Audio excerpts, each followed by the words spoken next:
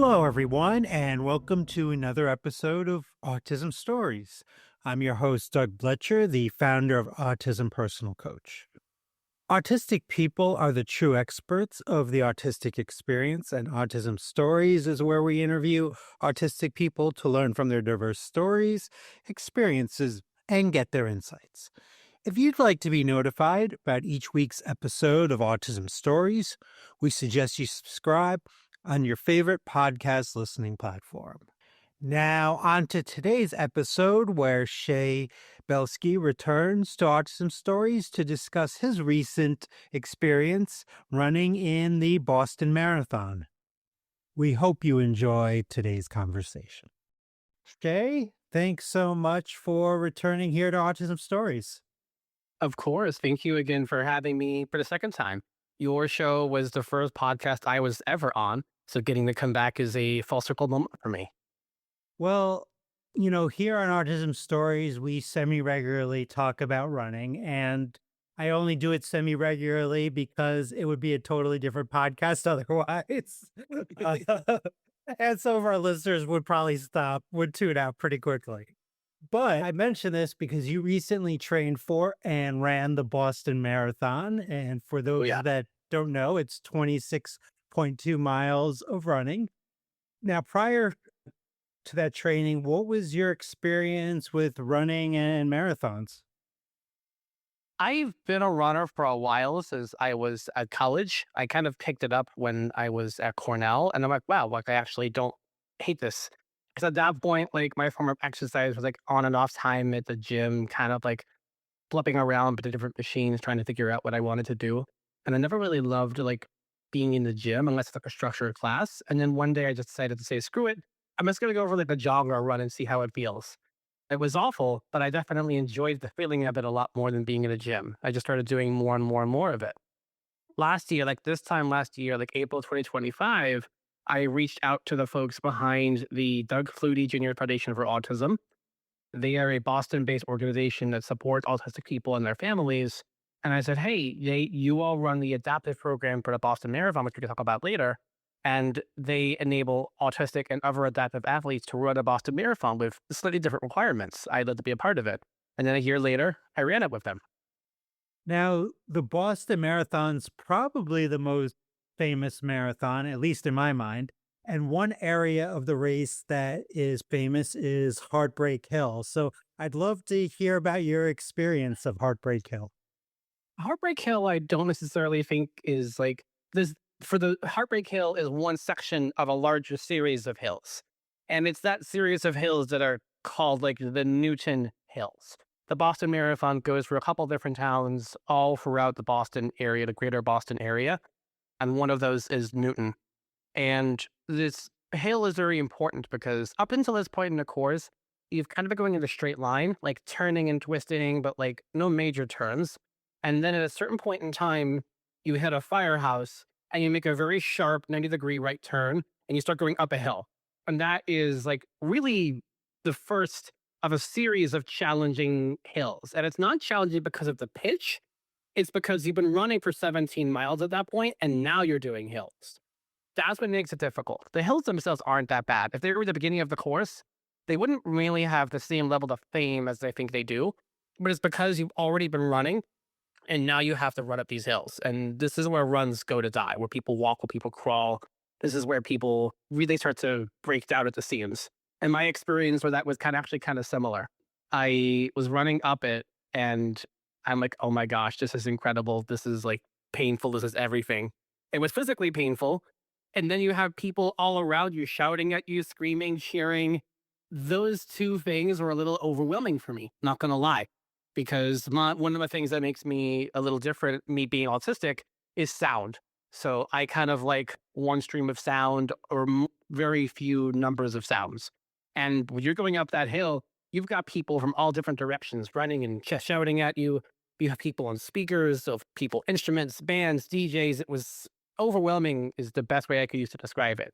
And if it was only overwhelming with the sound, it would be one thing. But it was that and the fact that I was in significant physical pain that was a lot to deal with at one point. But I got over the hill I didn't have to walk it out. I slowed down, but I didn't have to walk it out. And I got to the top and then I kept going. I laugh when you're saying that because it's been many years since I've run a marathon due to my body not allowing me. But I do remember when I would get to mile 18, mile 20, mile 22, and you'd have all these people yelling, trying to cheer you on to the end. And at that point, I was thinking, I hate all of you people. And then after the race was over, I realized, yeah, I was just probably overwhelmed, and I hadn't really connected that to my autistic experience looking back. So that's really interesting you say that. Some people can tune out that sound. I am not one of those people. If I was going to do the race again, which I would love to do, I just need to have some better sound control, to be honest, just focusing a little bit more on maybe having like not that I want to tune out the cheering. I think it's incredible and I'd love to be a part of that. But I think I could only really tune it out until I got to like the top of that hill. So I think at that point, like I just need to get up the hill. And then once I'm up the hill, then I can enjoy all the sound people around me who are cheering me on. Because until I get up that hill, I kind of have to balance my physical energy with the internal mental energy just to focus and get up the hill because one directly feeds into the other. From what I understand, you ran this race with a friend. Has reaching a big milestone like completing the Boston Marathon with someone by your side make you have a different view on friendship and support? One thing that's important is he wasn't just a friend, he was like my officially designated support runner. So I know him from college. He was a friend, he is a friend of mine, and he also was my official support runner. One thing that adaptive athletes who run the Boston Marathon can do if they elect to is run with a support runner, someone who runs with you the entire race, keeps your pace in check, helps you as far as pointing out hydration, stops if you have friends along the way, knowing that they're coming, and just kind of helps you manage your mind and your psyche so you can focus on just running. And there were a lot of adaptive athletes. We have support runners that we passed. And if you've ever watched a race before, you might also see there's like para or disabled athletes who have support runners too. They might run with like Achilles International. They might have like tethers that are connecting by the arm or some other part of their body. It's a similar function. In this individual, whose name is Colin, he's one of the best people I know, really got a heart of gold. I think it was really interesting for him to experience the marathon, not just from the let's get this race done side of it, but like this is what somebody else needs to run the race. That's a little bit different from me. Like he had no issue to sound whatsoever. He loved it. He was drinking it in. He was really having a great time. And I was not. And that was different for him to experience it. And it's different for other people to experience that. Something that happened, I want to say when I was 17 or 18, we had ironed our letters onto our singlets. I had a Dougie's teen singlet. And so mine said Shea exclamation point on it. And at some point in time, like the letter started to peel off and it just said SH. And I didn't think about it at the time. But later I looked at the picture. I'm like, it says shh on the singlet. And maybe it was onto something. The universe has a wonderful sense of humor, I always think. Indeed. But we did finish the course and I did pee on my marathon and like he was drinking it in. I just made sure to like give him all the thanks and credit in the world because I would not have done it without him. I think in the future, if I was going to be a support runner, I need to just have them help me as far as like holding me accountable to managing the sound and also being okay if I'm not being super talkative. I think like the first half of the course, the sound was okay because it's quieter. But I do think that like if I was going to pick a place to manage the sound, it would just be going up those hills where I was really dysregulated. And then I could take them out when it was a little bit, not necessarily quieter, but where my body was being able to sort of coast. I think if I had been able to manage the sound going up Heartbreak Hill, I would have felt a lot better. Now, talking about support, you didn't run this marathon for yourself, as you were kind of mentioning a little bit earlier. You were able to raise more than $9,000 for the Doug Flutie Jr. Foundation for Autism to support autistic folks and our families. What do you Oh, yeah. think it's important for people to know about the Doug Flutie Jr. Foundation? Something that I really love that I think sets them apart from other organizations is they really try to include autistic people in their programming, people with different support needs, people who are mostly independent like myself, people who need a lot of support or are pretty dependent on others. I think they have a lot of really incredible programs that allow autistic people to be a part of the communities. One of those being the Adaptive Athletes program. It was me and I want to say a dozen and a half other adaptive runners. And some of these are folks who are like independent, just like me. Like they have a job, drive a car, things that are that are pretty normal day to day. And some folks, are their parents, some folks really dependent on others for support. I think there may have been one or two nonverbal athletes. I don't quite remember. But the point of these programs is to give any but autistic athlete, regardless of what level of support they need, the opportunity to do things and then also just put themselves out there and say, yes, I can do this. Yes, I am capable of doing this. How I accomplish this may look different for someone's neurotypical, but how I put it into practice really is different. And I love that about them. And they have other programs too. They have the Stars of the Spectrum. Those are musicians, entertainers, singers, folks like that who go and do concerts all across the country. They performed at the Boston Marathon Expo. They performed in Boston itself at Big Night Live. They also do a really incredible job of connecting with people in a different way, more for entertainment. And I love that as well. I think they have a really broad reach. And I think all of their programming really seeks to make autistic people feel like they can do what they put their heart and minds to. And it's validating, not just for me to experience that, but to see other people, whether they're inside the program or out, feel that validation. Talking about adaptive and also maybe accessible, one of my favorite parts of running marathons was the actual expo before the marathon. Yep. What was the Boston Marathon's expo like? Was it overwhelming? What was your experience? I wouldn't say that was overwhelming. Like it's a conference. It feels kind of like a conference environment, honestly. I've been to a bunch of conferences. I've been to a lot of those before, those sorts of expos. That sound doesn't really tend to bother me because again, like I'm not in there for very long anyway.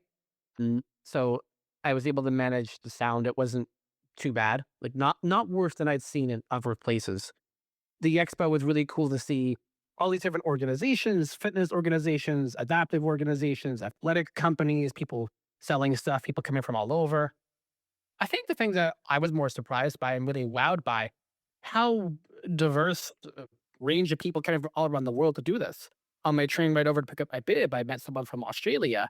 I went to get breakfast at some point and I met a guy who'd come from somewhere in South America. People are coming from all over to do this race, whether it's for personal reasons to check a box, if it's for charity, if it's because they're really competitive. I think it's incredible to see all these people from all around the world come over, and that gives me a chance to learn more about other people's stories as well.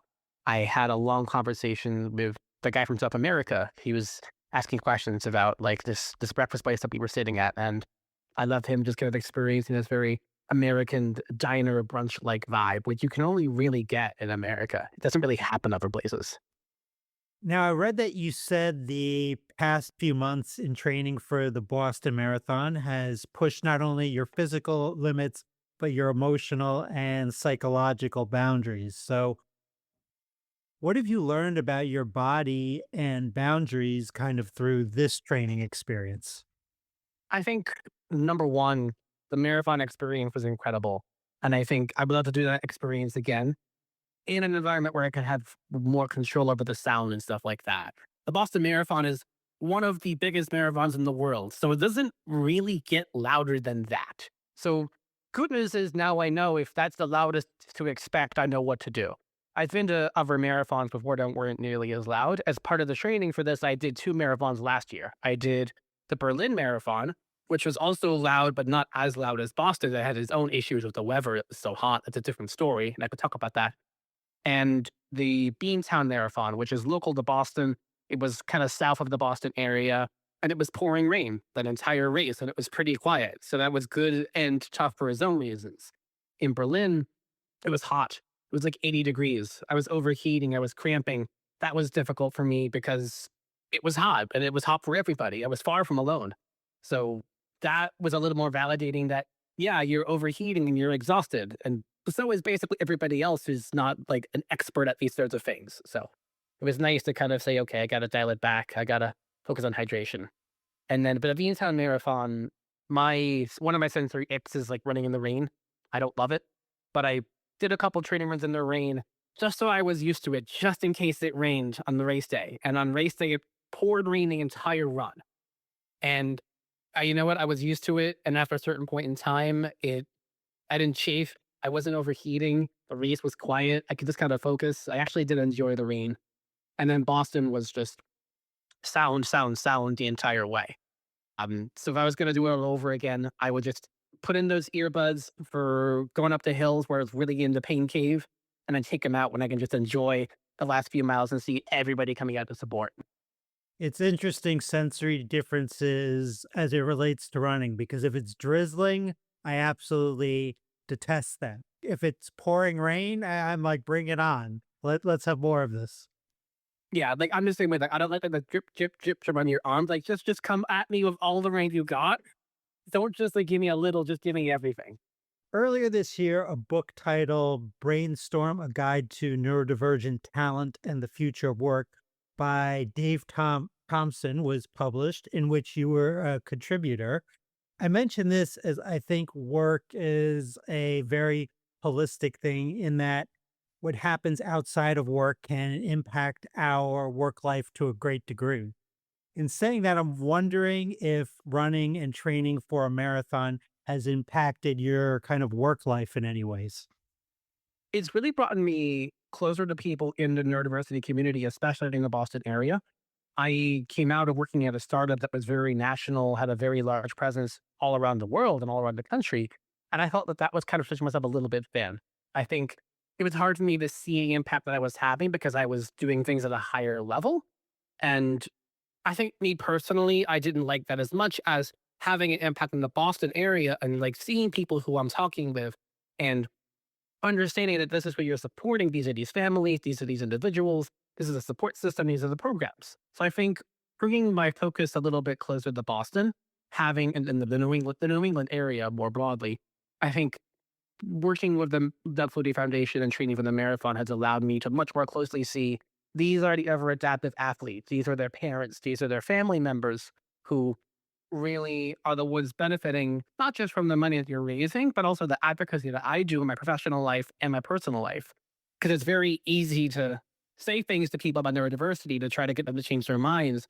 But it's another thing to see parents, to see family members and friends who are supporting someone who maybe has higher support needs or is in a part of their life or at a part of the area which doesn't have the same understanding of neurodiversity that we take for granted sometimes. And I think that it has made me it's validated a lot of what I do, I guess. It made me feel a lot better about the things that I'm doing. And I don't think that I need to have like a big splashy impact. I'm not necessarily in the business of going for engagement or trying to make a huge, significant difference that's hard to understand or comprehend. I'd rather know I made a difference for a small number of people. And I think that that's really validating. And especially for somebody like Dave Thompson's book. I love Dave Thompson. He's great. You should go check out the book. It's in stores everywhere. Getting to contribute to that was also an interesting mechanism for that. That I had maybe like a page or something like that. People have asked me about that. I had people ask me about that specific section. The book is long. There's some people in there who have multiple chapters about them. And that specific section, I think, touches on a very personal experience that I think resonates with people. Getting to talk a little bit more personal as opposed to high level, it connects with people.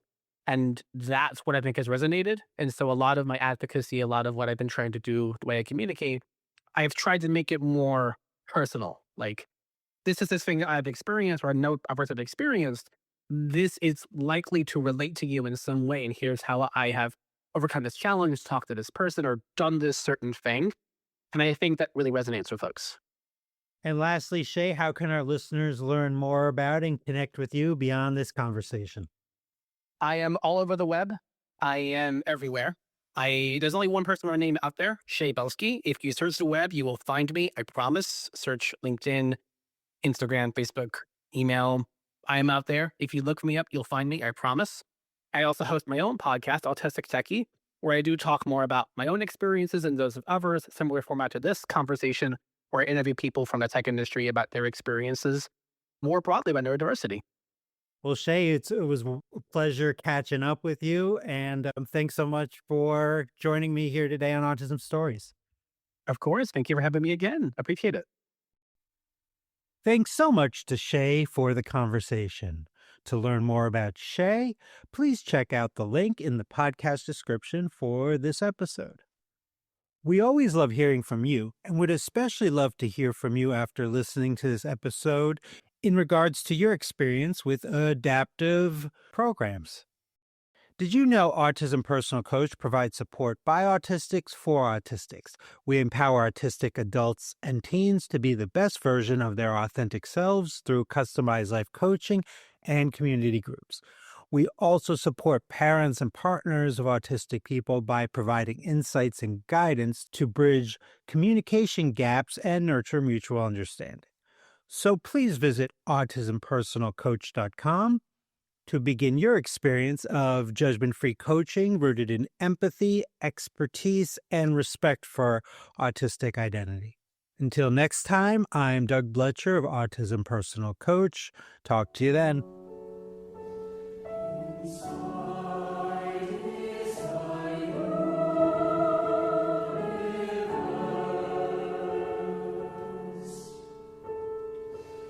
Inside